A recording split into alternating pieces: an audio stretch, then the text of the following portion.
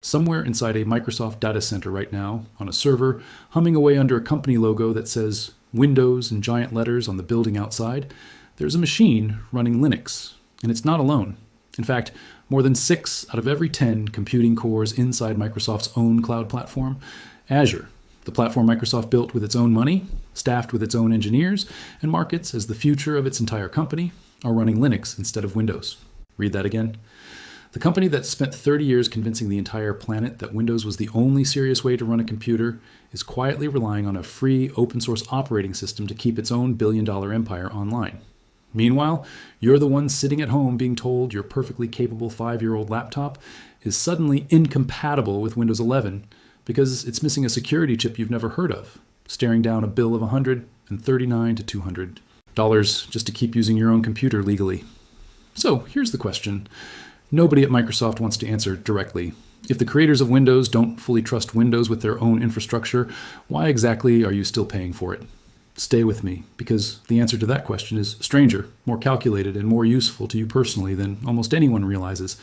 And by the end of this video, you're going to understand something about your own computer that Microsoft has never once put in an advertisement. Let's rewind the tape first, because this didn't happen overnight, and the timeline alone tells you everything about how deliberate this shift actually was. Back in 2016, Azure's own chief technology officer admitted that roughly 1 in 4 virtual machines running on Azure were Linux machines, not Windows. That number should have already surprised people. It didn't stay there long. By 2017, internal figures had that share climbing past 40%. By the fall of 2018, Microsoft's own executive vice president in charge of the entire cloud division looked reporters in the eye and said Linux now made up roughly half of every virtual machine running on Azure. Half. On Microsoft's own platform. And then, almost as if the company couldn't quite bring itself to announce it directly, the real confirmation slipped out sideways in the summer of 2019, when a Microsoft engineer working on the Linux kernel quietly requested access to an internal Linux security mailing list and, in the process, revealed that Linux had officially crossed the 50% mark. Today, based on Microsoft's own published figures, that number sits above 60%. Let that sink in. This isn't some embarrassing leak Microsoft is trying to bury. This is a company that watched Linux grow quarter after quarter, year after year, inside its own walls and never once hit the brakes. And Azure isn't even the most extreme example. Every single machine on the top 500 list, the definitive global ranking of the fastest supercomputers on Earth, has run on Linux since November of 2017, a streak that hasn't been broken once, not for a single year, all the way through the most recent rankings. Across the open web, Linux and its Unix family relatives now power the overwhelming majority of every website where the operating system can actually be identified. This isn't a niche hobbyist operating system anymore. This is the invisible skeleton holding up the modern internet, and Microsoft, of all companies, knows it better than anyone. So why would the company that built its entire fortune licensing Windows turn around and hand the majority of its own cloud infrastructure to a rival operating system it can't even charge for? Because the honest answer isn't ideology. It isn't some secret internal rebellion against Windows. It's cold, unglamorous math. And once you see the numbers side by side, you'll understand exactly why. Start with cost. A single Windows Server 2025 standard license runs somewhere around $1,700 for just 16 cores. And that price doesn't even include the separate client access licenses businesses are required to buy for every single device or user connecting to that server.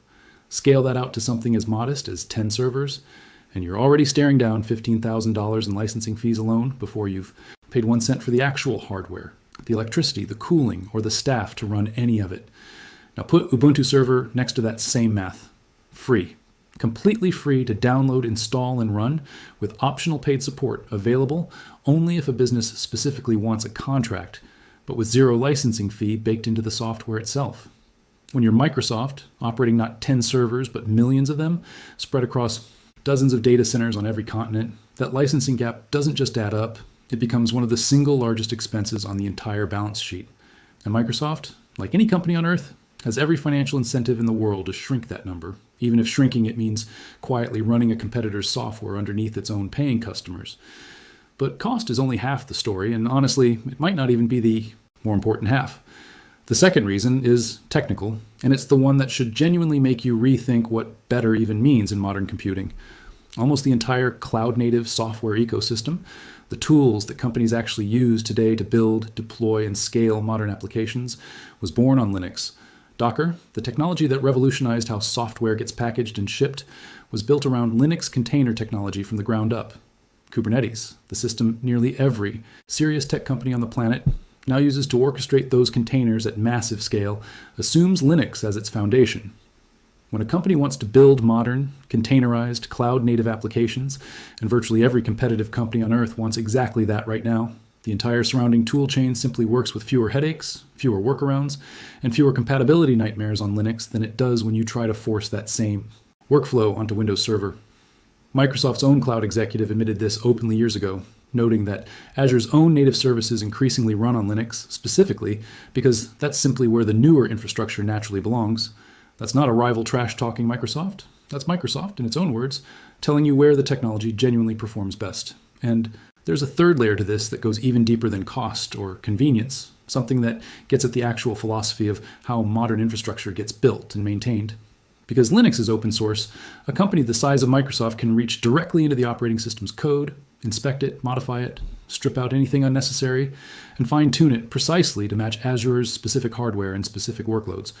That level of granular control simply does not exist with a closed, proprietary system controlled entirely by one vendor's internal release calendar. When you're running millions of servers across dozens of data centers worldwide, the ability to patch a critical vulnerability on your own timeline, rather than waiting on someone else's schedule, translates directly into real savings and real reliability at a scale most of us will never personally experience. Now here's where the story turns genuinely dramatic, because Microsoft's relationship with Linux wasn't always this calm, rational business arrangement. It used to be outright war. Throughout the late 90s and deep into the 2000s, Microsoft's own internal strategy documents, later exposed through antitrust litigation, explicitly treated Linux and the entire open source movement as an existential threat to the Windows empire. The company poured enormous resources into legal battles, lobbying campaigns, and public messaging specifically designed to slow Linux's spread through businesses and governments around the world. Microsoft's own CEO at the time, Steve Ballmer, once stood in front of an audience and called Linux a cancer that attaches itself, in an intellectual property sense, to everything it touches. That wasn't a joke. That was corporate strategy, spoken out loud for nearly 2 decades. And then, starting in 2014, under new leadership, everything flipped. Microsoft didn't just soften its stance on Linux, it joined the Linux Foundation as a platinum member and began actively, publicly, aggressively investing in the very technology it had spent 20 years trying to destroy. Understanding that history is what makes Azure's current Linux majority feel less like some minor technical footnote and much more like the final, almost poetic conclusion to one of the most dramatic strategic reversals in the entire history of the tech industry. And Microsoft didn't stop at simply tolerating Linux either. It built its own Linux distribution, originally called CBL Mariner, and now rebranded as Azure Linux, a lightweight, security-focused operating system Microsoft uses internally to power huge portions of Azure right now, today, as you're watching this. Sit with that for a second. The same company that once compared Linux to a cancer now writes, maintains, and ships its own version of it. Microsoft's embrace didn't stop at the server room door either. Back in 2016, Microsoft introduced the Windows subsystem for Linux, letting Windows users run a genuine, real Linux environment directly inside Windows itself, complete with actual Linux command line tools and, in later versions, a real Linux kernel running side by side with Windows on the exact same machine. Microsoft kept investing in that feature year after year, treating it as a serious first-class product rather than some forgotten side experiment. Because so many of the developers Microsoft desperately needs to keep on its platform genuinely prefer working inside a Linux environment for their daily work. Microsoft even rebuilt its entire core development framework, transforming it from a Windows-only technology into something that runs natively and equally well on Linux, Mac OS, and Windows, specifically so its own customers were no longer artificially trapped inside Windows just to use Microsoft's own tools. Now, here's the part of the story that actually matters to you personally, because everything up to this point has been about corporate infrastructure, but the reasoning behind it is exactly the same reasoning you should be applying to the machine sitting in front of you right now. Azure makes Microsoft money through metered cloud usage, meaning Microsoft profits handsomely from renting out compute power, regardless of which operating system happens to be running underneath it. Consumer Windows works completely differently. That's still a direct licensing revenue stream, the exact same $139 to $200 charge we talked about earlier, tightly bundled into Microsoft 365 subscriptions, Xbox Game Pass, and OneDrive storage plans. Microsoft has every reason to keep that revenue flowing on your machine, even while it has zero reason to keep paying for Windows Server internally, where Linux is simply cheaper and, for a huge share of modern workloads, genuinely better. Both decisions are perfectly rational from Microsoft's perspective. They're just optimizing two completely different revenue streams inside two completely different parts of the same company. So let's talk honestly about what paying for Windows actually costs you right now. Windows 10 officially stopped receiving free security updates in October of 2025, meaning your machine now needs enrollment in an extended security program that costs individual users around $30 just for one additional year of protection, while businesses face a starting price near $61 per device, a fee Microsoft has confirmed will keep doubling every additional year you need coverage.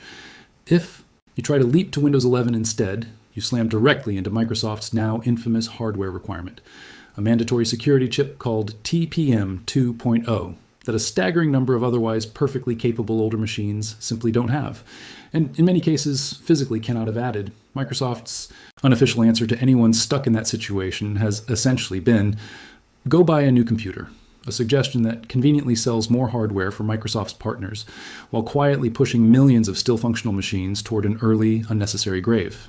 And if your hardware does qualify, and you're buying Windows 11 outright, you're looking at somewhere between $139 and $200, which analysts have pointed out can represent a full third of an entire budget PC build's total cost, just for the license, sitting right there next to the hardware, a cost that on Linux would have been exactly zero. This shift isn't only happening in boardrooms and data centers either, it's quietly showing up on personal machines too.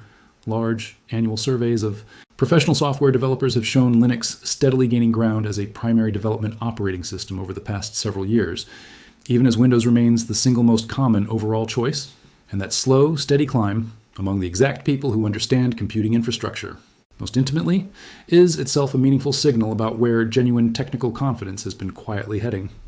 So let's ask the real question honestly, is Linux actually a realistic replacement for your own home computer in 2026? Because this is not the same conversation it would have been even 5 years ago. Modern desktop distributions like Ubuntu, Linux Mint, and Fedora have made enormous measurable strides in usability, hardware compatibility, and raw performance.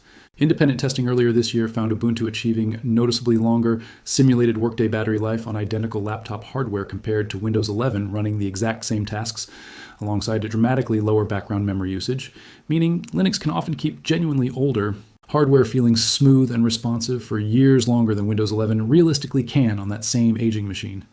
For the enormous mainstream slice of everyday computer use, browsing the web, streaming video, writing documents, managing email, video calling, modern Linux distributions are completely capable, genuinely reliable daily drivers, and increasingly excellent options for extending the useful life of hardware that Windows 11 has effectively locked out of receiving any further security updates at all.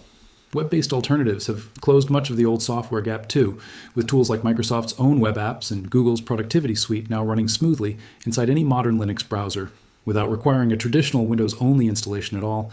And you don't have to burn the boats to find out if it's for you. Most modern distributions let you run a full live environment straight from a USB drive, testing your Wi-Fi, your webcam, your trackpad, your speakers, without installing anything or touching your existing Windows setup at all. And from there, dual booting lets you live with Linux part-time, on your own schedule, before ever committing to it as your only operating system. But let's be honest about where the real limitations still sit, because a fair breakdown has to include them too. Gaming remains a genuine sticking point for a meaningful number of users, particularly competitive titles that rely on anti-cheat systems that frequently don't cooperate with Linux, even though tools like Valve's Proton compatibility layer have closed an enormous share of that historical gap. Professional creative software is a real gap too, since the full native Adobe Creative Suite has no official Linux version, forcing anyone deeply invested in that ecosystem to either stay on Windows or Mac OS, or lean on compatibility layers that work well for some programs and inconsistently for others. And certain specialized business software, desktop accounting tools being a commonly cited example, often has no fully supported Linux equivalent at all, which matters enormously to the specific people who depend on that exact software every single day. So here's the honest, balanced conclusion, because this story deserves real nuance instead of a cheap dunk on corporate hypocrisy. Microsoft running the majority of its own cloud infrastructure on Linux isn't hypocrisy once you actually understand the economics and the engineering underneath it. Massive. Infrastructure and personal desktop computing are fundamentally different markets, with different customer needs, different competitive pressures, and completely different cost structures. And in the infrastructure world, Linux simply wins on the merits. The average person at home has historically cared more about guaranteed software compatibility, a familiar interface, and dependable manufacturer support, which is exactly what's kept Windows dominant on personal desktops for decades, even while Linux was quietly conquering the server room, the cloud, and every single supercomputer on the planet almost entirely out of public view. But that calculation is shifting right now in real time. At the exact moment, Microsoft is making Windows more expensive to license, more restrictive about which hardware it will even support, and heavier in its background footprint than ever before. If you're deep into gaming, professional Adobe-based creative work, or specific Windows-only business software your household or company genuinely depends on, staying on Windows is still almost certainly the right call for you. But if you're someone who mostly browses, writes, emails, and streams, and you're staring down either an expensive Windows 11 license or a computer, Microsoft has simply refused to let you upgrade, it's worth asking yourself the exact same question Microsoft's own cloud division quietly answered for itself years ago. Do you actually need to keep paying for this? Or could a free, increasingly capable operating system do everything you actually need every single day for a price tag of exactly $0? Microsoft isn't secretly abandoning Windows, and Windows isn't going anywhere anytime soon, not on the desktop, and certainly not inside the massive number of businesses still genuinely dependent on Windows-specific software to run their daily operations. What this story actually reveals is something more useful than a simple winner-take-all conclusion. Even the single company most responsible for making Windows the default operating system on the planet ultimately chooses whatever tool genuinely works best and costs least for the job in front of it, rather than blindly defaulting to its own flagship product out of brand loyalty or habit. That is exactly the same freedom sitting available to you right now on your own machine, whether you ever decide to use it or not.